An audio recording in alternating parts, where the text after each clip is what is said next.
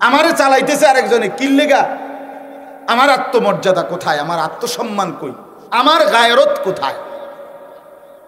আমার আত্মপরিচয় কোথায়? আমি একবার ক্রিকেট খেলোয়াড়ের মতো, একবার ফুটবল খেলোয়াড়ের মতো, একবার সিনেমার নর্তকীর মতো, একবার নাটকের অভিনেতার মতো, একবার ইউরোপের কোনো খেলোয়াড়, কাফের মুশরিক বেঈমান তাদের মতো আমি আমাকে বারবার সাজানো, ঘুরাই ফিরাই, এক একবার এক এক রং, এক এক ঢং ধরি। এই ঘরের নাতিও ডাইনিং টেবিলে খানা খায়, দাদাও ডাইনিং টেবিলে খানা খায়। কথা বুঝেন নাই? মাও খায়, ছেলে না মেয়েও খায়, সবাই নিজেকে খুব ভদ্র আধুনিক মনে করে দিনের পর দিন ডাইনিং টেবিলেই খানা খাচ্ছে, কিন্তু দস্তরখান কেউ বিছায় না, কেউ সমান জায়গায় খাইতে রাজি না। কারণ সবার সিদ্ধান্ত, ফ্যামিলির ছোট বড় জওয়ান বুড়া সবাই মিলে এটা সিদ্ধান্ত নিছে যে যাই করো, যাকেই অনুসরণ করো, তবে কমপক্ষে খেয়াল রাখো যে মুহাম্মদের যেন কোনো অনুসরণ না হয়। আল্লাহ পাক রব্বুল আলামিন ইরশাদ করেন, কুল ইন কুনতুম তুহিব্বুনাল্লাহ ফাত্তাবিউনি ইউহিব্বুকুমুল্লাহ ওয়া ইয়াগফির লাকুম যুনুবাকুম আল্লাহু গফুরুর রহিম। আয়াতের তরজমা হলো, কুল, হে নবী আপনি বলুন, আপনি আপনার উম্মতের কাছে পেশ করেন, বলেন, আপনি আমার বান্দাদের নিকট বলেন, ইন কুনতুম তুহিব্বুনাল্লাহ, যদি তোমরা আল্লাহকে ভালোবাসতে চাও, ফাত্তাবিউনি, তাহলে আমি মুহাম্মদ সাল্লাল্লাহু আলাইহি ওয়াসাল্লাম আমাকেই অনুসরণ করো। লাভ কি হবে? ইউহিব্বুকুমুল্লাহ, তাহলে আল্লাহ তোমাদেরকে ভালোবাসবেন। ওয়া ইয়াগফির লাকুম যুনুবাকুম, এবং তোমাদের সমস্ত গুনাহ ক্ষমা করে দেবেন। আল্লাহু গফুরুর রহিম, আর আল্লাহই হচ্ছেন ক্ষমাশীল এবং প্রচণ্ড দয়ালু। এই তর্জমা শেষ। তাহলে সহজ তর্জমা আপনারা বুঝছেন, হে নবী আপনি বলুন আমার বান্দাদের নিকটে, যদি তোমরা আল্লাহকে ভালোবাসতে চাও, আমি মুহাম্মদ সাল্লাল্লাহু আলাইহি ওয়াসাল্লাম আমারই অনুসরণ করো, তাহলে দুইটা লাভ হবে। এক, আল্লাহ তোমাদেরকে ভালোবাসবেন এবং আল্লাহই তোমাদের সমস্ত গুনাহ মাফ করে দিবেন, আর আল্লাহ তাআলা ক্ষমাশীল, দয়ালু। যেই দুইটা হাদিস পড়ছি নবী সাল্লাল্লাহু আলাইহি ওয়াসাল্লামের, প্রথম হাদিসটার অর্থ হলো, আল্লাহ নবী সাল্লাল্লাহু আলাইহি ওয়াসাল্লাম ইরশাদ করেছেন, বুইসতু লিউতাম্মিমা মাকারিমাল আখলাক, আমি মুহাম্মদ আল্লাহর পক্ষ থেকে এই পৃথিবীতে আবির্ভাব হয়েছি, প্রেরিত হয়েছি, আগমন করেছি সমস্ত উত্তম সর্বোৎকৃষ্ট চরিত্রের সকল উত্তম গুণাবলীর পূর্ণতা দানের জন্য। উত্তম, উন্নত, সুন্দর, সুউচ্চ, সুমহান যত চরিত্র, আখলাক, এই সব কিছুর পূর্ণতা দান করার জন্যই আমি আল্লাহর পক্ষ থেকে প্রেরিত হয়েছি। অর্থাৎ আমার মাধ্যমেই আল্লাহ তাআলা সমস্ত আখলাক, সমস্ত চরিত্র, সমস্ত চলন বলন সব কিছুই পরিপূর্ণ করেছে। এই হলো প্রথম হাদিসের তর্জমা। দ্বিতীয় হাদিসের তর্জমা হলো, আল্লাহ নবী সাল্লাল্লাহু আলাইহি ওয়াসাল্লাম বলেন, লা ইউমিনু আহাদুকুম, তোমাদের কেহ পরিপূর্ণ মুমিন হতে পারবে না, হাত্তা ইয়াকুনা হাওয়াহু তাবআন লিমা জিতু বিহি, যতক্ষণ না তার মনের ইচ্ছা, খেয়াল, খুশি, তার মনে যা চায় তার বিপরীতে আমি নবী যা কিছু নিয়ে এসেছি সেইটার পূর্ণ অনুসরণ না করবে। আমি রসুল 23 বছরে আল্লাহর পক্ষ থেকে জীবনের সব ক্ষেত্রে, সকল ব্যাপারে, একেবারে বিন্দু বিন্দু, ছোট বড় সব ব্যাপারে আমি যা নিয়ে এসেছি আল্লাহর কাছ থেকে বলেছি, করে দেখাইছি, আমার সেই কর্ম, আমার সেই বক্তব্য, আমার সেই সমর্থন, অনুমোদন, এর অনুগামী, এর অনুসরণ যতক্ষণ পর্যন্ত তোমার মধ্যে পূর্ণ না হবে ততক্ষণ তুমি কেহই পরিপূর্ণ ইমানদার হইতে পারবে। যে উম্মত তোমার মনের চাহিদা কিছুই হইতে পারবে না। আমি রসুল যা নিয়ে এসেছি, যেটা যেভাবে বলছি, যেটা যেভাবে করেছি, সেই মতে যতক্ষণ তুমি নিজেকে পূর্ণ অনুসারী না বানাবে তাবান, ততক্ষণ পূর্ণ মুমিন হইতে পারবে না। এই কথাটা আল্লাহ নবী সাল্লাল্লাহু আলাইহি ওয়াসাল্লাম আরো বহু হাদিসে বহুভাবে বলেছেন এই কথা। হাদিসের মধ্যে আছে আল্লাহ নবী সাল্লাল্লাহু আলাইহি ওয়াসাল্লাম বলেন, আলা ইন্না মা হাররামা রাসূলুল্লাহ ফাহুয়া মিম্মা হাররামা। শোনো উম্মত, আমি রসুল আল্লাহর পক্ষ থেকে যা কিছু নিষেধ করেছি তা হুবহু ওই রকম যেরকমটা আল্লাহ নিষেধ করেছে। আল্লাহ নিষেধ করেছে, অতএব আমার নিষেধ আল্লাহ তাআলার নিষেধের সমমান। অর্থাৎ আমি নিজের থেকে কিছুই বলিনি, আল্লাহ পাকের পক্ষ থেকেই বলেছি। তাহলে এবার দেখেন, কোরআনুল কারীমের আয়াতটার তর্জমাও শুনলেন, হাদিসটার তর্জমাও শুনলেন। বিবেকবান এবং আকলমান হলে, সামান্যতম বোধ, বুদ্ধি, বিবেচনা, আকল, দেমাগ যদি কারো থাকে, তো এই বাংলা তর্জমা দ্বারাই বুঝে নেওয়া সম্ভব। এতটুকু দিয়েই যথেষ্ট। বাস্তবিক অর্থে কোরআনুল কারীমই হেদায়েত, বাস্তবিক অর্থে নবী সাল্লাল্লাহু আলাইহি ওয়াসাল্লামের বক্তব্য, কর্ম, এটাই হেদায়েত। মানে কোরআন এবং সুন্নাহ এটাই হেদায়েত, এটাই জীবনের গাইডলাইন, এটাই পথ নির্দেশিকা, এটাই আমাদের মূল গন্তব্য, আখিরাতে পৌঁছবার জন্য একমাত্র মাধ্যম। এই জন্য প্রথম কথা এটা মনে রাখতে হবে, কোরআন এবং সুন্নাহ এটা হুজুরদের কিতাব না, তাবিজের কিতাবও না, এটা কোনো ফু দেওয়ার জন্য না, এটা আসছে জিন্দেগি সাজাবার জন্য, জীবন গঠনের জন্য, আমারও আপনারও, যুবকেরও বৃদ্ধেরও, নারীদেরও পুরুষদেরও, ছোটদেরও বড়দেরও, কোলের বাচ্চা আর বুড়ো বাবা, সবার জন্যই এই কোরআন হেদায়েত। রাসূলুল্লাহ সাল্লাল্লাহু আলাইহি সাল্লামের সুন্নাহ, জিন্দেগি, তার কথা, তার বক্তব্য, তার সমর্থন এবং তার কর্ম সবার জন্যই অনুসরণ। এইটা হলো প্রথম মনে রাখতে হবে। এই কথা যখন আমাদের জেহান থেকে চলে গেছে, ফলে আমাদের জিন্দেগি এলোমেলো হয়ে গেছে। আজকে এক ফ্যামিলিতে বাবা একজন, মা একজন, সন্তান 4 জন, কিন্তু প্রত্যেকের চিন্তা, চেতনা, মেজাজ, চাল চলন, রুচি, লেবাস, পোশাক, স্টাইল বলা যায় সব ভিন্ন ভিন্ন। কারণ কেউই কোরআন এবং সুন্নাহকে নিজেদের মূল মানদণ্ড মানতে নারাজ। ছেলের কথা হলো আমি আমার মন মতো, বাপের কথাও হলো আমি আমার মন মতো।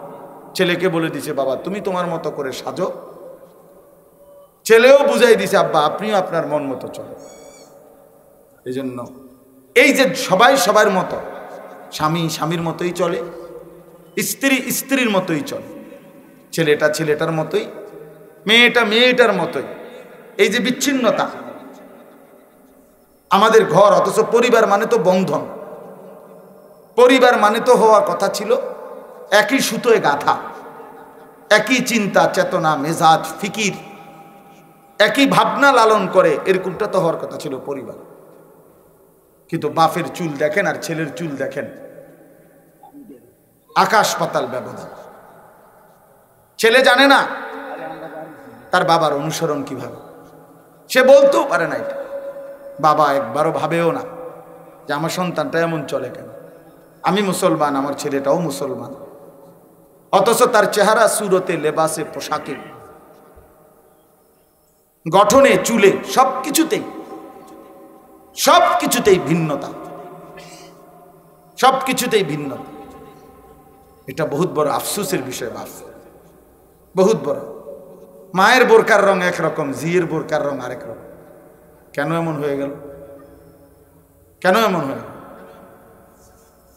দাদির গায়ে বোরকা দেখা যায় কিন্তু নাতনির গায়ে বোরকা নাই, কেন এমন হয়ে গেল?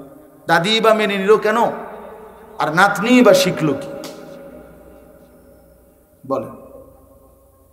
আজকে আমরা যখন নিজেকে অতি আধুনিক মনে করতে শুরু করছি, খুব বেশি যখন হ্যান্ডসাম, স্মার্ট, নিজেকে খুব রুচিশীল, খুব ফিটফাট মনে করতেছি, কিন্তু বাস্তবতা হলো এই ফিটফাট, এই স্মার্ট, এই হ্যান্ডসাম যাই বলি, সাজগোজ, সব তো আমরা নিচ্ছি বেঈমানের কাছ থেকে। হয় কোনো ইহুদি, নয় কোনো খ্রিস্টান, নয় কোনো নাস্তিক, নয় কোনো মুরতাদ, নয় কোনো হিন্দু বৌদ্ধ, আর নাই তো কোনো দিন মানে না, আল্লাহ মানে না, মুসলমানের নামধারী পরিচয় কিন্তু আল্লাহর নাফরমান পাপী, এরকম কোন ফাসেক ফুজ্জার অবাধ্য কোন নাফরমানের চলন বলন আমাদের বুড়া মানুষ থেকে জোয়ান মানুষ, নারী কিংবা পুরুষ, সবার জীবনে এটাই আমাদের কাছে প্রিয়, এটাই আমাদের কাছে। চাচাও মাইনা নিছে, সন্তানও মাইনা নিছে। আফসোসের বিষয়, আফসোসের বিষয়। এই ঘরের দাদাও ব্রাশ করে, নাতিও ব্রাশ করে, এই ঘরের বাবাও ব্রাশ করে, ছেলেটাও ব্রাশ করে, কিন্তু কেউই মেসওয়াক করে না। কারণ সবাই ফয়সালা নিছে রাসূলুল্লাহ সাল্লাল্লাহু আলাইহি সাল্লাম, ওনার আমাদের জন্য কোনো দরকার নেই। এই ঘরের নাতিও ডাইনিং টেবিলে খানা খায়, দাদাও ডাইনিং টেবিলে খানা খায়, কথা বুঝেন নাই?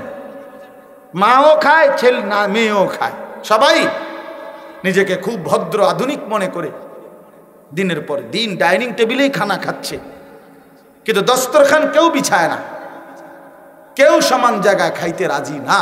কারণ সবার সিদ্ধান্ত, ফ্যামিলির ছোট বড়, জওয়ান বুড়া সবাই মিলে এটা সিদ্ধান্ত নিছে যে যাই করো, যাকেই অনুসরণ করো, তবে কমপক্ষে খেয়াল রাখো যে মুহাম্মদের যেন কোনো অনুসরণ না হয়। এদিকে নজর রাখবা, এদিকে নজর। পৃথিবীর যত রকমের ফাসেক ফুজ্জার, যত রকমের ফালতু লোক হোক, তাদের প্রত্যেকের চুলের কাটিং একবার একবার করে রাখো। যেহেতু প্রতি 1.5 মাস 1 মাসের মাথায় চুল কাটার সুযোগ আছে, তো কাজেই একবার ক্রিকেট খেলোয়াড়, একবার ফুটবল খেলোয়াড়, একবার সিনেমার গায়ক, একবার নায়ক, একবার রাস্তার বখাটে, একবার টিকটকার, একবার ইউটিউবার, অথবা যে কোনো কারো কিছু একটা, এইটারে বারবার ফ্যাশন চেঞ্জ করো, কিন্তু খেয়াল রাখবা একবারও যেন 20 বছরের ভিতরে, 30 বছরের ভিতরে মুহাম্মদে আরবি সাল্লাল্লাহু আলাইহি সাল্লাম তিনি কিভাবে চুল রাখতেন, সাহাবায়ে কেরাম কিভাবে চুল রাখতেন, এইটা যেন কোনোভাবে তোমার মাথায় না আসে, এটা নজর রাখবে। এই হলো আমাদের ফিকির। নাহলে আপনি এখন জিজ্ঞাসা করেন, আপনি জিজ্ঞাসা করেন যে যুবক তুমি দাঁড়াও, গত 10 বছরের ভিতরে তুমি যতবার চুল কাটছো, তুমি মুসলমানের বাচ্চা, একবারের জন্য মনে পড়ছিনি, কোনো একবার জিজ্ঞাসা করছনি কাউরে যে আমার নবী সাল্লাল্লাহু আলাইহি সাল্লাম তিনি কিভাবে চুল রাখতেন? বলেন। সাহাবায়ে কেরাম কিভাবে চুল রাখতেন, আল্লাহর প্রিয় বান্দাগণ কিভাবে চুল রাখতেন? কেন মনে পড়লো না ভাই? কারণ আমাদের কলিজার ভিতরে শয়তান, ইবলিস, দুশমন আমাদের কলিজার মধ্যে এটা বসায় দিছে, যাই করো মুহাম্মদকে অনুসরণ করো সাল্লাল্লাহু আলাইহি সাল্লাম। বুড়া চাচা 60 বছর বয়স, উনি সিদ্ধান্ত নিছে আমার বয়স যদি 60ও হয়, 70 হয়, যদি আমার বয়স 600 বছরও হয়, আমি বিড়ি খানা ছাড়তাম না। কারণ আমি জানি মুহাম্মদে আরবি সাল্লাল্লাহু আলাইহি সাল্লাম তিনি দুর্গন্ধ পছন্দ করতেন না। নবীজি সাল্লাল্লাহু আলাইহি সাল্লাম দুর্গন্ধ সইতেন না। নবীজি সামান্য কাঁচা পেঁয়াজের গন্ধ পছন্দ করতেন না, কাঁচা রসুনের গন্ধ পছন্দ করতেন না, ঘামের গন্ধ পছন্দ করতেন না। কাজে আমি যেহেতু জানি নবীজি দুর্গন্ধ পছন্দ করতেন না, তিনি যেহেতু চির সুগন্ধিময়, 24 ঘন্টা আল্লাহ নবী সাল্লাল্লাহু আলাইহি সাল্লামের দেহ মোবারক থেকে মেশক আম্বরের ঘ্রাণ বের হতো। তো সেই নবী যেহেতু সবসময় পবিত্র সুগন্ধিময় ছিলেন, কাজে আমার সিদ্ধান্ত আমি বুড়া হইতে হইতে যদি বাঁকাও হইয়া যায়, মাগার বিড়িখানা ছাড়তাম না, কারণ আমি তো মুহাম্মদকে অনুসরণ করি না। কথা বুঝছেন না? এটা হলো ওনার ফায়সালা। আপনি মুখে বলবেন, আপনি কলজাটা সিরিয়াস আন, এটার ভিতরে, এটাই ভিতরে, হ্যাঁ এটাই ভিতরে। 30 বছর প্রয়োজনে লাগাতার আমি দাড়ি কাটবো, কাটতেই থাকবো আমি। যতবার নবী সাল্লাল্লাহু আলাইহি ওয়াসাল্লাম তিনি যদি প্রতিবারও কেঁদে ওঠে, তিনি যদি প্রতিবারও কাঁপা ওঠে যে হায় উম্মত কল্যাটা কি, তারপরও আমার কোনো পরোয়া নাই, কারণ আমার তো সিদ্ধান্ত আমি বিরোধিতা করব মুহাম্মদের। কাজে আমি দাড়ি কাইটাই যাব, সাফ কথা বেটা। কোন মোল্লা কি বলছে, কোন মৌলবি কি বলছে, এগুলো আমার দেখার সময় নেই। এই যে মানসিকতা, ভাইয়া বাবা, এ কেমন জিন্দেগি, এ কেমন জিন্দেগি, এ কেমন জীবন বলে? দিনের পর দিন, বছরের পর বছর সামান্য পেশাব করে টয়লেট বাথরুমের ঠিক মতো পবিত্রতা, টয়লেট পেপারটুকুও ঠিক মতো ব্যবহার করে না, পানি ব্যবহার করে না। অথচ নবী সাল্লাল্লাহু আলাইহি ওয়াসাল্লাম স্পষ্ট বলছেন, লা তুকবালু সালাতুন বিগাইরি তুহুর, পবিত্রতা অর্জন ব্যতীত কোনো নামাজ কবুল হয় না। নবীজি বলছেন, ইন্নাল্লাহা তাইয়্যিব লা ইয়াকবালু ইল্লা তাইয়্যিবান, নিশ্চয়ই আল্লাহ পবিত্র, পবিত্রতা ছাড়া তিনি কিছুই গ্রহণ করেন না।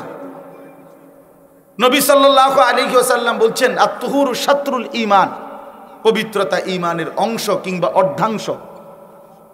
নবীজি বলছেন, মিফতাহুস সালাতে আত-তুহুর, পবিত্রতা নামাজের চাবি।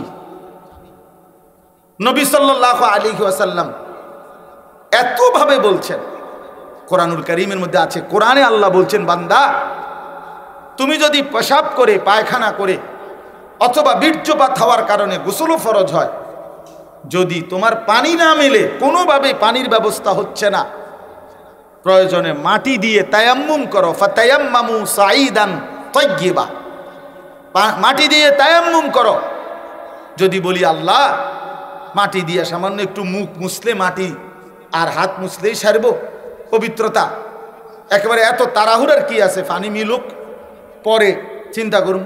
আল্লাহ তাআলা কোরআনে বলছে, বান্দা প্রয়োজনে মাটি দিয়ে হলেও পবিত্রতা অর্জন করো। কেন জানো? আমি আল্লাহ সারাক্ষণ আমার বান্দাকে পবিত্রই দেখতে চাই। ওয়ালাকিন ইউরিদু লিইউতাহহিরাকুম, আমি আল্লাহ চাই তোমাদেরকে পবিত্র দেখতে, পবিত্র দেখতে। আল্লাহ যেন বলে, বিশ্বাস করো বান্দা, তোমার শরীর নাপাক থাকুক, আমি এটা মোটেই পছন্দ করি না, আমার একদম ভাল লাগে না, এটা একদম ভাল লাগে না। তুমি পেশাব করে পানি নিবা না, টয়লেট পেপার ব্যবহার করবা না, তুমি এরকম অপদার্থ, এরকম ফালতু, এটা তো আমি কোন মুসলমানের জন্য আমি আল্লাহ এটা পছন্দই করি না। যে আমার বান্দা, আমার মুমিন, আমার ইমানদার বান্দা, ওই এরকম ফালতু হবে কেন, ওই এত বাজে হবে কেন, এরকম হবে কেন?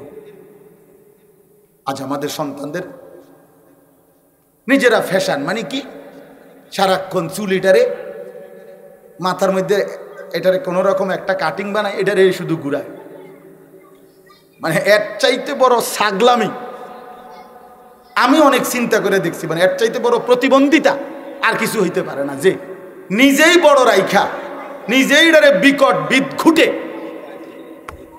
আফ্রিকান জঙ্গলের মতো কোনো প্রাণীর মতো চুল বানায়, আবার নিজেই এটারে একবার এদিকে ফিরায়, একবার। আমার কাছে মনে হয় এ প্রতিবন্ধী, তার মানসিক সমস্যা আছে, সে সুস্থ না, স্বাভাবিক না। আপনি পরীক্ষা করে দেখেন, নাহলে তুমি বাড়াইয়া দিলা এন দেবা, তুমি এটা ফিরাও কেন, আর ফিরাইলে এটা এরকম বাড়াইলা কেন? কথা বুঝেন নাই আমার? এটা যেহেতু তোমার অসুবিধাই করতে আছে, তো এটার আগে কাটতে লাও, আর যদি বলে না অসুবিধা করে না আমার, তো এটারে ফিরাও কেন প্রত্যেকবারে? এটা ব্যারামটা কি তা তোমার? একজন ভাই যুবক উত্তর দাও ভাই, দেও এখন বলো যে কি কারণ হবে বা এটারে ফ্যাশন বলে যে হাতের এমনি লারণ চুল লারণ। এটা পৃথিবীর, আমরা হুজুরদের বই বাদ দেন, স্কুলের কলেজের ইউনিভার্সিটির পৃথিবীর কোনো গবেষকের কারো কোনো বইতে কথা আছে যে গবেষণায় প্রমাণিত হয়েছে একটি যুবকের সৌন্দর্য ফুটে ওঠে যখন সে চুল বারবার পিছনের দিকে বাড়ি মারে? এরকম কোনো তথ্য আছে কি না কোথাও? থাকলে আমার জানার দরকার। বলেন না কিরে বাপ, বলেন। পাগলামিরও তো একটা সীমা আছে। বোকা বুঝি এত বোকা হয়, নির্বোধ বুঝি এত নির্বোধ হয়। আল্লাহ নবী সাল্লাল্লাহু আলাইহি ওয়াসাল্লাম স্পষ্ট বলছে, আল মুমিনু গিররুন কারীম, মুমিন সাদা সিধা হয়, মুমিন ভদ্র হয়। আরেকটা আজীব সুন্দর কথা বলছে নবীজি, লা ইয়াখদাউ ওয়া লা ইউখদাউ, মুমিন ধোঁকা দেয় না কাউকে। আবার বলছে নবী ওয়া লা ইউখদাউ, মুমিন কারো দ্বারা ধোঁকাও খায় না। বুঝেন নাই? ইমানদার কাউকে কি দেয় না? ধোঁকাও দেয় না। আবার ইমানদার কারো দ্বারা কি খায় না? ধোঁকাও খায়। মুমিন এত বেকুব হইতে নাই, ইমানদার এত বেকুব হইতে নাই। আমারে চালাইতেছে আরেকজনে, কিল্লেগা? আমার আত্মমর্যাদা কোথায়? আমার আত্মসম্মান কই? আমার গায়রত কোথায়? আমার আত্মপরিচয় কোথায়? আমি একবার ক্রিকেট খেলোয়াড়ের মতো, একবার ফুটবল খেলোয়াড়ের মতো, একবার সিনেমার নর্তকীর মতো, একবার নাটকের অভিনেতার মতো, একবার ইউরোপের কোনো খেলোয়াড়, কাফের মুশরিক বেঈমান তাদের মতো আমি আমাকে বারবার সাজানো, ঘুরাই ফিরাই, এক একবার এক এক রং এক এক ঢং ধরি। এই ছলনাময়ী এক এক সময় এক এক রং ধরে, এ তো মুমিনের সিফাত হইতে পারে না, এটা তো ইমানদারের পরিচয় হইতে পারে না দোস্ত। এই জন্য বাবারা আপনাদেরকেও বলি, প্রত্যেকেই আগে এই কথা বুঝেন। আচ্ছা, এইটা দয়া করে বুঝেন আগে। আমি এই জন্য বলছি, আগে দিল থেকে আমার কথাটা যারাই শুনতেছেন মনোযোগ দিয়ে শুনেন। কয়জন শুনেন আমার এই নিয়ে কোনো টেনশন নেই, কয়জন পাত্তা না দিলেও আমার কোনো সমস্যা না। আমি একজন শুনলো স্যার, কেউ না শুনলে আমারটা আমি কইয়া যাই, আমার স্বভাব, কিছু কোনো সমস্যা, এই জন্য চিন্তাও করি না। জনপ্রিয়তার ধোঁকা, আসমানওয়ালা গ্রহণ করা, সেটা হলো সফলতা। কথা বোঝেন নাই? জনপ্রিয় ঠিক আছে সব, কিন্তু মালিক নিল না, আল্লাহ তাআলা গ্রহণ করলেন না, তো কি ফায়দা? কি ফায়দা? এজন্য দয়া করে আমরা প্রত্যেকে ইনসাফের সাথে আগে এই কথাটা বুঝেন ভাইয়া। এখানে যে কয়জন বসছেন, বাবারা, চাচারা, বন্ধুরা, ছেলেরা, একথা দিল থেকে ভাইয়া বুঝো যে কোরআন এবং সুন্নাহ আমার জন্য, আপনার জন্য, হেদায়েতের জন্য। আল্লাহ কোরআনে বলছেন, যালিকা হুদাল্লাহ ইয়াহদি বিহি মান ইয়াশা।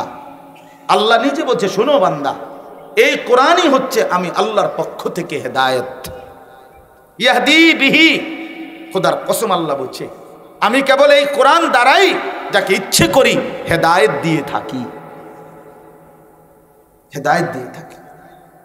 অতএব কোরআন এবং সুন্নাহর সাথে সম্পর্ক নাই, কোরআনুল কারীমের হুকুমটা গ্রহণ করে না, রাসূলুল্লাহ সাল্লাল্লাহু আলাইহি সাল্লামের তরিকা গ্রহণ করে না, নিশ্চিত সে কোনো সঠিক পথ, সুপথ, আলোকিত রাস্তা খোদার কসম তার মিলবে না। তুমি ফইরা থুবাই এলাও, তুমি ফইরা থুবাই এলাও করেছো, কোনো অসুবিধা নেই। আটলান্টিক মহাসাগরে যত পানি, তোমার জ্ঞান আমরা দোয়া করি তার চাইতে বেশি হোক, কোনো সমস্যা নেই। একবারে হিমালয় পর্বতের উচ্চতার চাইতেও মহাজ্ঞানী হও, কিন্তু কোরআন থেকে বঞ্চিত, রাসূলুল্লাহ সাল্লাল্লাহু আলাইহি সাল্লামের সুন্নাহ থেকে বঞ্চিত, আল্লাহর কোরআন দেখে দেখেও পড়তে পারে না, আর সাইয়া সাইয়াও কদ্দুর কোরআন শরীফ পড়তে পারে না শুদ্ধ, এতটুকু যোগ্যতা যার নাই, ওই মুসলমান পরিচয়ধারী ব্যক্তি ব্যর্থ, ব্যর্থ, ব্যর্থ বেটা। ব্যর্থ জিন্দিগি ওই জিন্দিগি। ওই দুনিয়ার এসব মাতবুরি বাহাদুরি, দুনিয়ারে কিছুক্ষণের কারাকারি, দুনিয়া নিয়ে কামরা কামরি, এগুলা কিছুক্ষণের মধ্যেই ফুরায় যায়, এগুলা কিছুক্ষণের মধ্যেই ফুরায় যায়। হ্যাঁ, এগুলা বেশিক্ষণ লাগে না। 2:30 বাজে গেলে গা পরের দিনের আর 2:30 বাজে না, 24 ঘন্টা আর লাগে না, মাটির সাথে সব মিশে যায়। 24 ঘন্টা আর লাগে না। তখন 16 বছরের সাজানো বাগান 24 ঘন্টার আগেই নিশ্চিহ্ন হয়ে যায়। আল্লাহ তাআলা দেখায়, আল্লাহ বলছে বান্দা বারবার পৃথিবীতে আমি একই ঘটনার পুনরাবৃত্তি করি। ইতিহাসের বারবার ইতিহাসের পুনরাবৃত্তি হয়, এটা আমরা বইতে পড়ছি বারবার।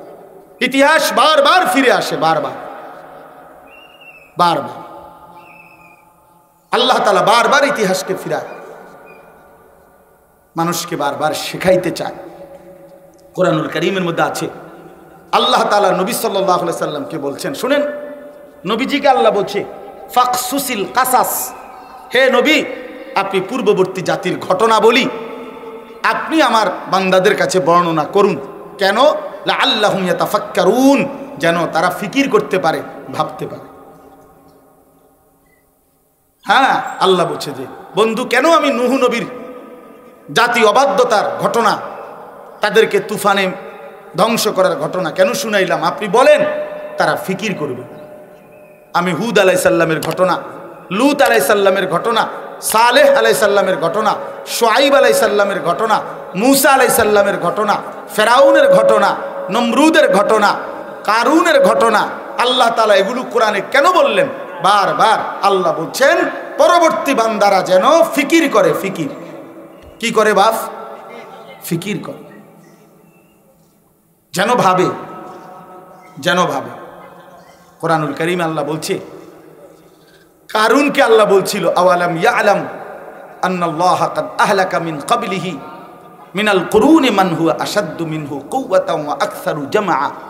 আল্লাহ বলেন কারুনকে, জানো তুমি, এই নাফরমান, তোমার আগে শক্তিতে অনেক বেশি ছিল, সম্পদেও অনেক বেশি ছিল, ধনেও বেশি ছিল, জনেও বেশি ছিল। মানে মানুষ শক্তি জনবলও ছিল বেশি, সম্পদও ছিল বেশি। এরকম অসংখ্য জাতি তোমার আগে আমি ধ্বংস করে দিছি, তুমি জানো না?